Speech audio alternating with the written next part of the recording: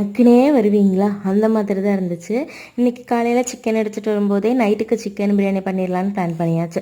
நார்மலாக பாஸ்மதி ரைஸில் தான் பண்ணுவேன், எனக்கு அதுதான் பிடிக்கும். பட் அம்மாவுக்கு வந்துட்டு பாஸ்மதி ரைஸ் சாப்பிட்டாலே ஏதோ குத்துற மாதிரி இருக்குன்னு சொல்லிட்டு இருப்பாங்க. சரின்னு சொல்லிட்டு இன்றைக்கி அவங்களுக்கொசரம் சீரக சம்பாவில் தான் வந்து பண்ணியிருந்தேன்.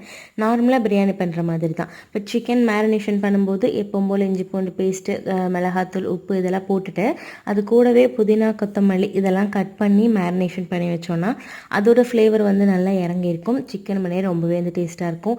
டைம் ஆகிட்டு இருந்ததுனால பக்கத்தில் சுடுதண்ணி வச்சு ஊற்றிட்டேன். இப்படி பண்ணும்போது ஒரு 2 மினிட்ஸ்லேயே அந்த தண்ணி கொதிச்சிரும். நான் தம் பிரியாணி மெத்தடில் தான் பண்ணியிருந்தேன். நான் வந்து சுடுதண்ணி தம் போட மாட்டேன், வெயிட்டு மட்டும்தான் தட்டு மேலே வைப்பேன். வெயிட் வைக்கும்போதெல்லாம் நல்லா பார்த்து தான் வச்சேன். ஆனால் எடுக்கும்போது ஒரு கல்லை மட்டும் தூக்கிட்டேன், ஞாபகம் இல்லாமல். இன்னொரு கல் அப்படியே பிரியாணியில் விழுந்துருச்சு. சரி பரவாயில்ல, இடிகல் தானேன்னு சொல்லிட்டு தூக்கி போட்டுட்டு எடுத்து சாப்பிட போயாச்சு. டேஸ்ட் வைஸ் ரொம்ப சூப்பராக இருந்துச்சு. நானும் பாட்டியும் உட்காந்து தான் சாப்பிட்டோம்.